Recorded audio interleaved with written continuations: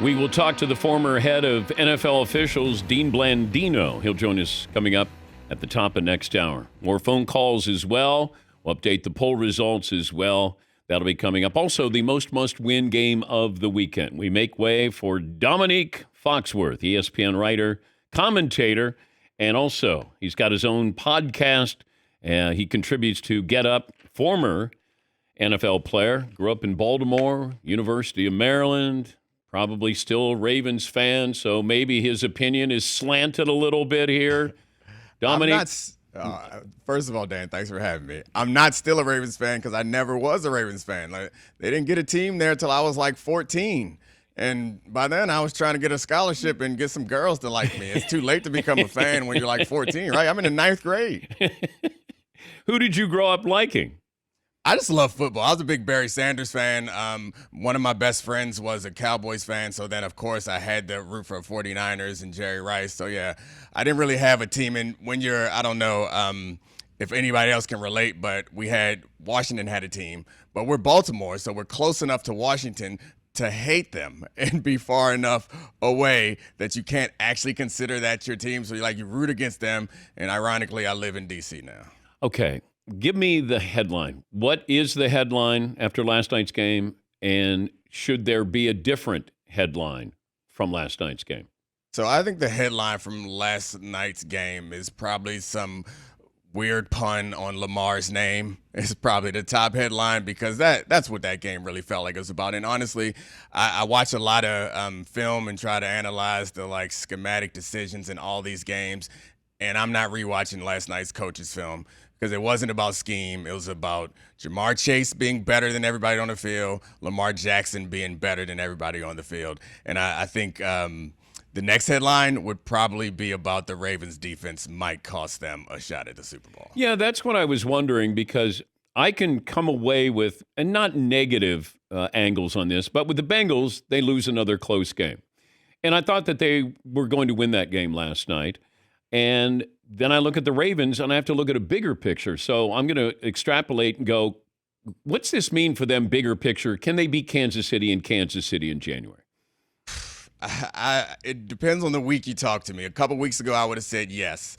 Then you see what D-Hop is doing there, and you see how poor this defense is playing, and it feels like a no. And if they win, I mean, the Ravens' offense is so impressive this season that it's possible that they could score on every drive. And that seems like that's what they're going to have to do to beat anybody in the playoffs right now. This defense is a problem, and it's weird because they have so many big names and players that we know to be good, from Matabike to Smith to Hamilton's out with the ankle and Humphrey. But then you get out there, and it's just they can't get pressure. That's what it comes down. They can't get pressure, the simulated pressures that they use to trick people early in the season and last season. They're not working, and they've had quite a brain drain there from the D coordinator to, I think, Denard Wilson was probably the next best coach on that team, and he's moved on to be a very good, seems like, defensive coordinator down in Tennessee. So I think that's really hurting them also. Okay, you played the game.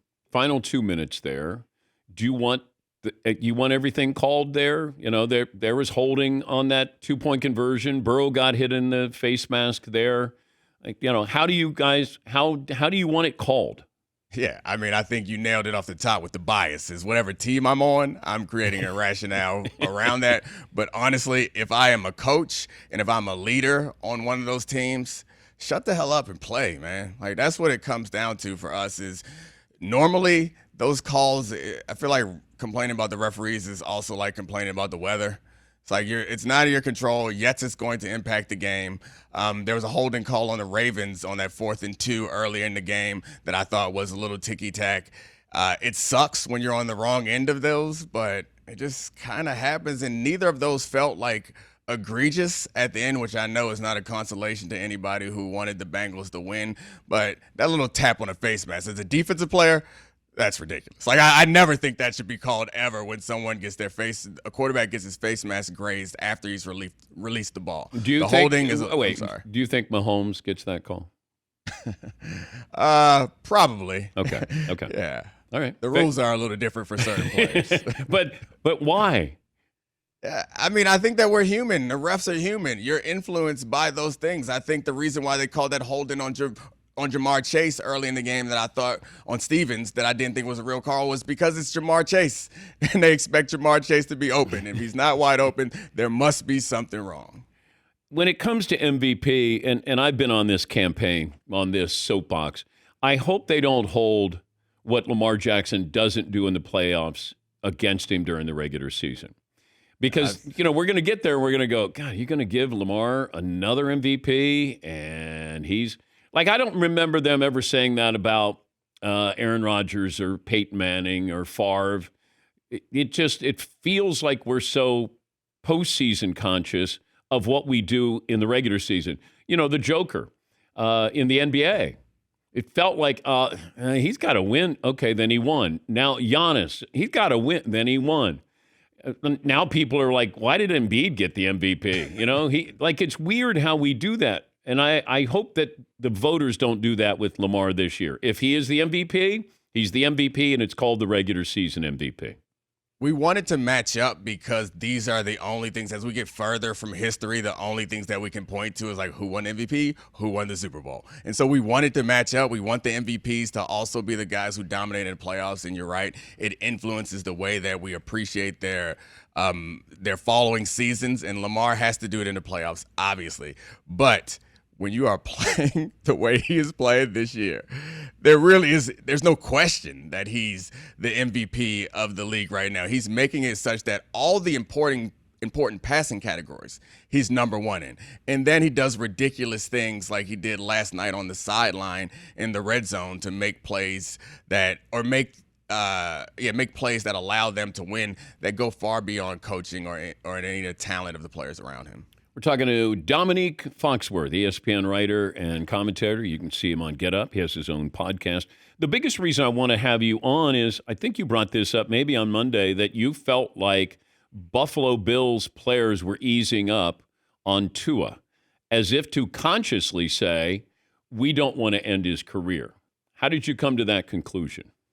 It was just watching the game, and it popped into my head when I saw it on that fourth down, and also when I saw it on one of the pass rush attempts. And it wasn't like a completely prevalent thing, but it looked odd to me.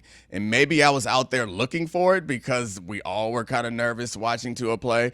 And it shocked me because that's not the mentality I would have had, or the mentality any player that I've played with would have ever had. And I could be wrong. I'm sure no Bills players would step up and say that. And I imagine that Tua did not experience it that way. But when I was watching the game, particularly that fourth down, when Tua dove for the first down, an important moment, that's a play that you normally meet him head to head right there. So I'm not passing any judgment one way or the other, but that was the way that I experienced that game, and it shocked me. But did you ever ease up on somebody for any reason? Hell no. No, like never. I had one play where Eddie Royal, I think, eased up on me. He was a receiver for the Broncos, and Jay Cutler was scrambling. He scrambled left, and then he came back right, and instead of hitting me in the head on the blindside block, which was legal back then, Eddie hit me in the chest. So I was awake when I got up and coughed up some blood, and I thanked Eddie. I got traded from the Broncos earlier in that season, so we were teammates, and I was like, I appreciate it, Eddie, because he could have knocked me out, but instead he bruised my lung or something. I don't know what he did. Who's the guy that you faced where you went, this isn't fair? This guy is... Oh, Randy Moss. I'm sorry. Sorry, I didn't let you finish the question, but it's an easy one. It's a question that I get often. And the funny thing is, in my career, I always liked the big, fast, long strider receivers like Randy Moss. I was like, I played well against them. The guys I struggled more with was like the quick change of direction guys. But Randy was just special, man. It was always a task. Like I played well against T.O. and those bigger guys, but Randy, nah. Randy's underrated. It's funny because I coached my son's flag football team, and we're champions once again, which was nice. But it's funny that you say that, but these kids play a game called Moss. And it's like, he is somewhat underrated, but he is also like kind of the prototype when we talk about a receiver. The way that we years ago would compare people to Rice, Moss is the guy that everyone, young kids, compare to. Who can do more damage in the postseason, the Steelers or the Commanders? Ooh. I'm a sucker, man. I want to give you some real smart, deep analysis, but the Commanders got a better quarterback, and I think the Marshawn Lattimore acquisition means more. In the NFC, there is like a dearth of great quarterback play. I have a hard time imagining Russell Wilson going past Lamar and Allen and Mahomes. It's easier for me to see a situation where Daniels pulls off a few surprise victories in the playoffs. Jared Goff's having a 6-game stretch that's the best we've seen in NFL history. But it's weird how he just sort of is there. And I liken it to when you get traded and they throw in draft picks to get you out of town. I think that has stayed with Jared Goff. You got to the Super Bowl with the Rams, but you didn't do anything, and it's almost like Sean McVay got you there. How do you assess Jared Goff's career? I mean, it's similar to the questions you were asking earlier, where it's about perception, like about Lamar. It's the same sort of thing. Is we have to get over those biases that we have. Where someone is drafted is going to change the way that we feel about them. What they've done in the past is going to change the way we feel about them. And I think a lot of the criticism of Jared Goff, even in his success, is valid until last year's playoff run. He made the plays. Like, he was making the plays even when some people were dropping him. He was making the plays that we expected. But what I don't want to do is pretend that he's more important to his team than some of these other quarterbacks that we're talking about. Yeah, that's This fair. is an offensive line-driven team. Like, Yes. This is Penei Sewell is the MVP of that team. That's interesting that you say that. Is there a must-win game of the weekend for you in the NFL? Like, this team has to win this weekend. That's a tough one. I mean, it would have been the Bengals because they want to stay in the hunt. It comes down to probably the Jets. It's you look around divisions, like that's the way that I think about it is like who's in a division. There are a lot of teams in divisions that they can survive without winning. The Jets are in a situation where they can't afford to lose anymore, but I think they might be. That's against the Cardinals. Yeah, Cardinals. Why isn't Trey Lance playing for the Cowboys? My guess is that Trey Lance isn't very good. And you remember that draft and how unique the COVID situation was and where Trey came from in his played 7-man football in high school and the small college. Like, my guess is all the tools, like the Josh Allen era of quarterbacks where all coaches thought was you needed was tools and we can make you into something. This is one of the casualties, I feel like, of the Josh Allen experiment working out.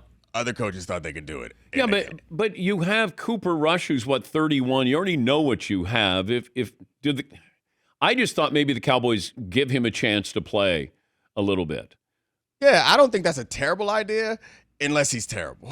And that's the thing is like the players know, and there's some things you can't get away with. And my guess is the reason why the 49ers came up off of him despite all of what they put into it was in part because he's just not very good. And I think the rest of the Cowboys How do you scout and whiff that badly?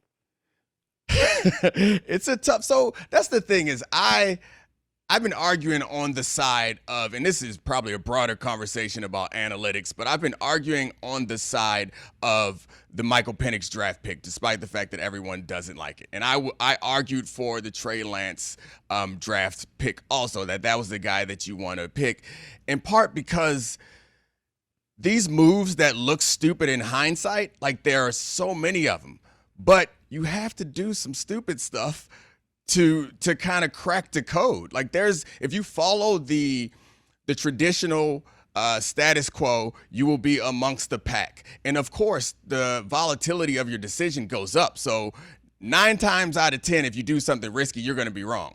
But if you sincerely believe that you found some spot in there that other people haven't figured out, then that's how you have success. And that's the thing, like we point to the running back situation. That's like the current version of it where everyone's like, you don't pay running backs. The reason why that rule exists is because some dumb general managers will overpay running backs. But it's not a hard and fast rule. Like I think that absolutes are for children and dumb people, but smart people look and say, oh, $8 million for Derrick Henry? Yeah, I take that. And I think that if I had a choice between a shutdown corner or an unblockable pass rusher or all pro level running back, I go for the corner or the pass rusher. But they don't cost $8 million. So if I have that choice, then you go with the guy who's $8 million. We see Saquon and McCaffrey. Like these are unique situations and being comfortable. And that's why decisions are often made by coaches that have security or teams that have security. Because these are unique situations. Well, the Chiefs, they cracked the code. They had Alex Smith, and they draft Patrick Mahomes. The 49ers had Alex Smith. They took Colin Kaepernick.